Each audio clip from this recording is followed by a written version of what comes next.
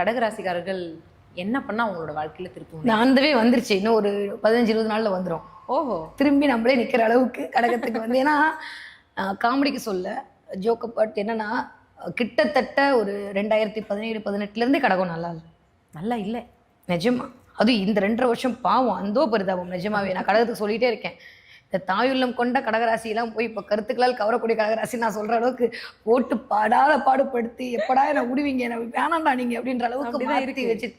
ஏன்னா கடகத்துக்கு வந்து அடிச்சாலும் பரவாயில்ல, சொல்லி சொல்லி அடிச்சது வாழ்க்கை. இப்படியா இப்படி நிறைய பாடம் கத்துன்னு இருப்பாங்க. ஆக்சுவலி இதுதான் வந்து கடக தேவைப்பட்டனால அந்த அஷ்டமசனில் நிறைய படிப்பினைகளை சனி கொடுத்துருப்பார்.